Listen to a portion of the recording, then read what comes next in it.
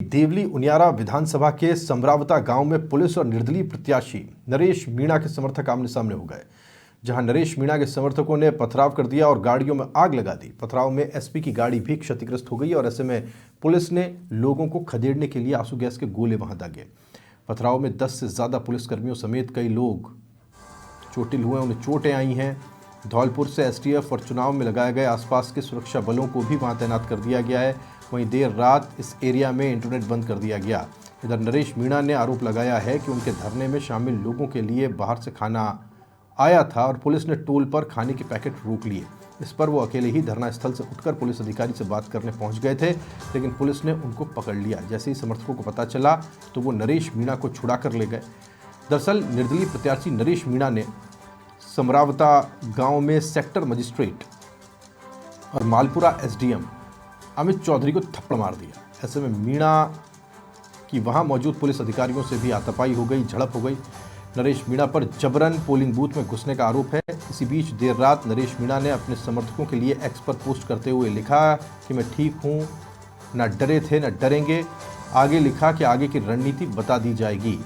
Police हिरासत से भागने वाले नरेश मीणा अब आगे की रणनीति बनाने में जुट गए। इधर पुलिस ने अब तक 20 लोगों को अशांति और उपद्रव फैलाने के आरोप में पकड़ा है।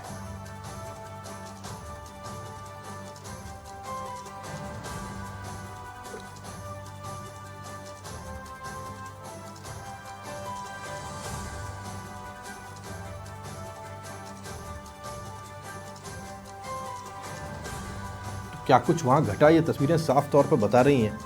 स्थिति कितनी विकट थी इन तस्वीरों में आप देख पाएंगे। ये देखिए आप, ये देखिए क्या धूमधाम। ये वो शादी वाली धूमधाम नहीं है, ये खुशियों वाली धूमधाम नहीं है। ये है आगजनी और वो आवाज़ें जो वहाँ से आ रही थी, लपटें उठती दिखाई दे रही थी और ये वो बता रही हैं कि क्या कुछ कल रात वहाँ पर घटा।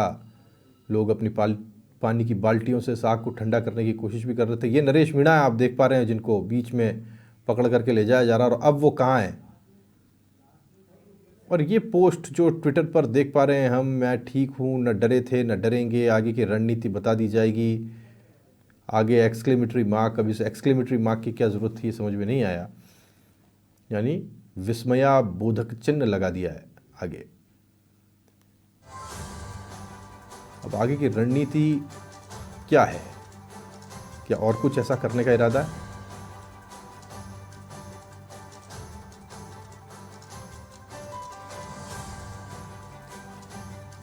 एक सेक्टर मजिस्ट्रेट को थप्पड़ मारने के बाद जो कानूनी कार्रवाई है उसका सामना नरेश मीणा ने क्यों नहीं किया, ये एक सवाल है। और उसके बाद बदली और बिगड़ी परिस्थितियों को काबू में करने के लिए नरेश मीणा की तरफ से क्या किया गया, ये दूसरा सवाल है। नरेश मीणा अपनी कुशल क्षेम की जानकारी दे रहे हैं, लेकिन समरावता की कुशल क्षेम की जानकारी कौन देगा और उसकी जिम्मेदारी कौन लेगा?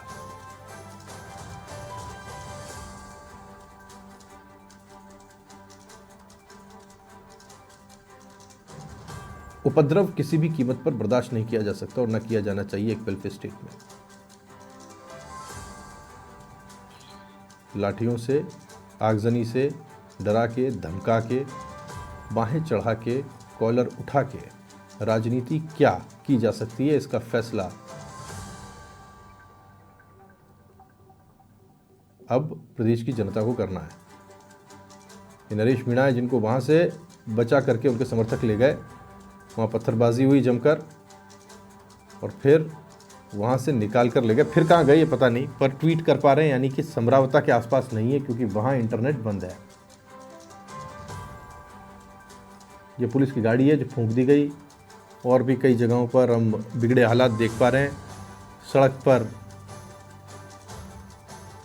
जलती गाड़ियाँ और लोगों में भय कि वो सड़कों से निकले कैसे, घरों के दरवाज़ों से बाहर कैसे निकलें, ये हालात समरावता के बने। लेकिन पुलिस ने फिर देर रात शांति कायम करने की कोशिश की। अभी स्थिति तनावपूर्ण है, लेकिन शांति कायम है। अब कोई ऐसे उपद्रव की कोई जानकारी खबर वहां से नहीं आ रही है।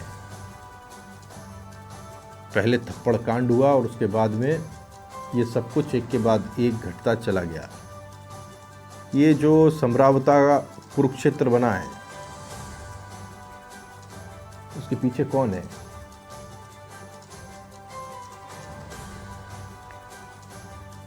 और चिंता की बात यह है कि यहाँ महिलाएं भी मौजूद थीं। कहीं किसी को कुछ हो जाता, लग जाती, तो कौन जिम्मेदार होता?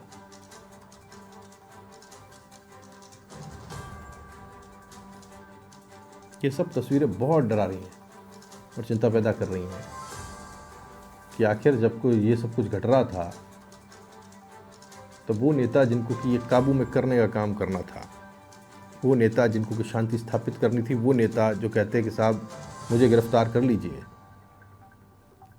लेकिन मैं किसी भी कीमत पर इलाके की शांति के साथ कॉम्प्रोमाइज़ नहीं होने दूंगा, वो होता है नेता। क्या ऐसा कोई फैसला लिया गया? नहीं लिया गया। क्या सब जो कुछ घटा ये सिर्फ नरेश मीणा की कीमत पर कि उनको गिरफ्तार न किया जाए? और वो गिरफ्तारी कब तक नहीं? ये ऑन रिकॉर्ड है, जब नरेश मीणा ने एक सेक्टर मजिस्ट्रेट को थप्पड़ मारा है तो गिरफ्तारी होनी है, कानूनी प्रक्रिया है, उसका सामना करना होगा।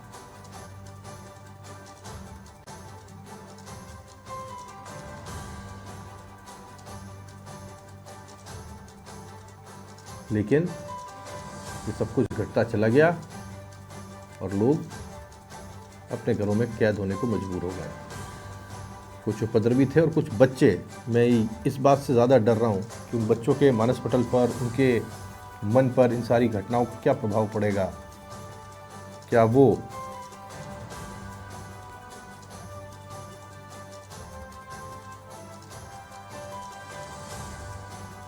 इन सारे घटनाक्रम को देखने के लिए अपने हीरोज़ क्या उनमें खोजेंगे जिन्होंने ये सब कुछ किया, या फिर वो उनमें खोजेंगे जो शांति स्थापित करने में लगे रहे।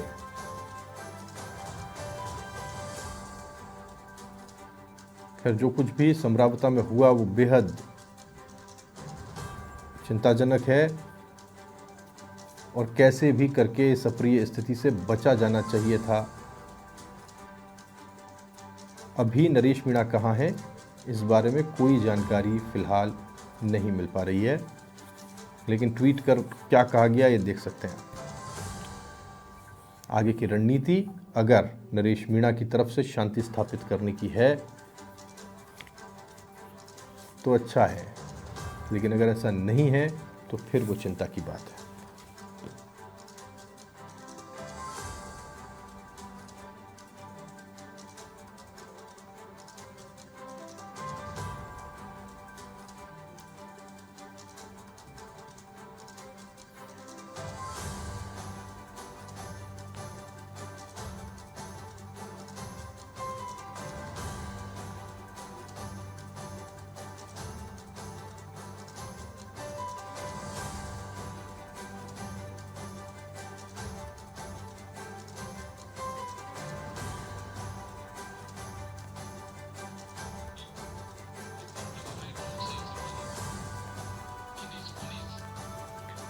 मनीष शर्मा, समाचार प्लस संवाददाता, हमारे साथ जुड़ गए, जानकारी उनसे लेते हैं। मनीष, क्या खबर मिल रही है, क्या जानकारी मिल रही है इस वक्त? नरेश मीणा कहाँ हैं और समरावता के हालात क्या हैं? क्या जानकारी आपके पास आई?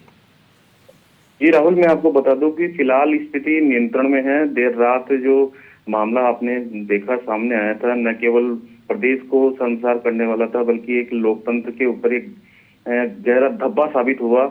मैं आपको बता दूं, निर्दलीय प्रत्याशी जो नरेश मीणा है, उसके समर्थकों और पुलिस में रात को जमकर बवाल हुआ और जमकर आपस में पथराव और आगजनी की घटना हुई, जिसके तहत पुलिस को काफी मात्रा में लाठीचार्ज करना पड़ा, आंसू गैस के गोले दागने पड़े।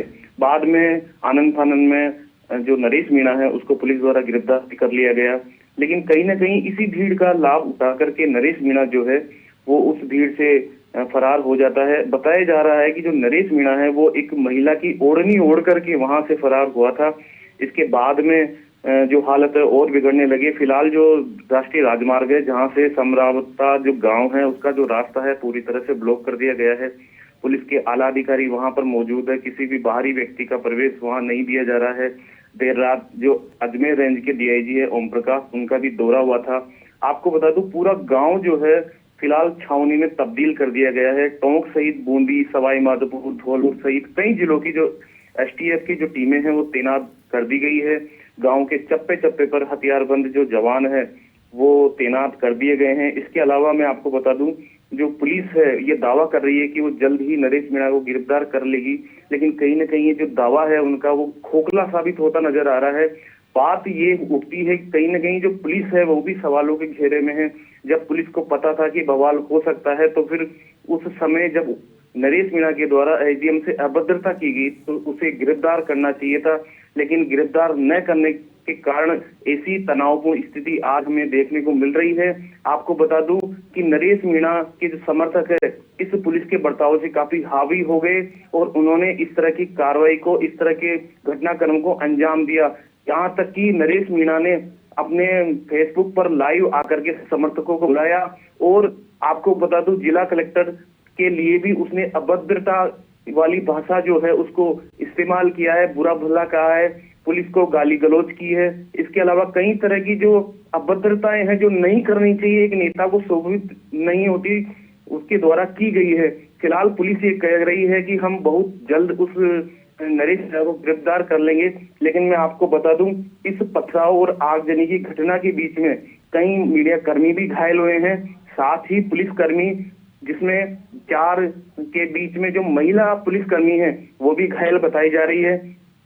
इसके अलावा पुलिस के द्वारा लगभग 20 लोगों को अशांति और उपद्रव फैलाने के आरोप में पकड़ा भी गया है। इस तरह की जो कार्रवाई है लोकतंत्र को काफी शर्मसार करने वाली एक कार्रवाई है जो कि नरेश मीणा के द्वारा की गई है। आपको बता दूं कि आखिरकार ये जो मामला है, जो ये हिंसा है वो क्यों भड़की है, तो ये जो कचराव जो गांव बताया जा रहा है यहाँ पर चुनाव के दौरान ये जो नरेश मीणा है निर्दलीय प्रत्याशी है, इसने चुनाव में धांधली का आरोप लगाया था और पुलिस को गच्चा देते हुए जबरदस्ती मतदान केंद्र में घुसने की कोशिश की थी। तब जो वहां मौजूद एसडीएम अमित चौधरी जो बताए जा रहे हैं उन्होंने उसको रोकने का प्रयास किया, तो इस दौरान नरेश मीणा अपना आपा खो बैठे और उन्होंने एसडीएम को थप्पड़ जड़ दिया। इसके बाद स्थिति काफी बिगड़ी, रात को स्थिति बच्चे बदतर हो गई, पुलिस के कई वाहन भीड़ ने फूंक दिए और मैं आपको बता दूं इस तरह का जो माहौल है काफी तनावपूर्ण हो गया। मजबूरन जिला प्रशासन को कुछ देर के लिए नेटबंदी भी करनी पड़ी। फिलहाल स्थिति पूर्ण रूप से नियंत्रण में है और पुलिस का चप्पे चप्पे पर जाब्ता मौजूद है। आसपास के जिलों से जो पुलिस है उसका अतिरिक्त जाब्ता बुला लिया गया है। जी राहुल। बिल्कुल, शुक्रिया मनीष, आपका नजर बना रखें, आगे भी जानकारी लेंगे।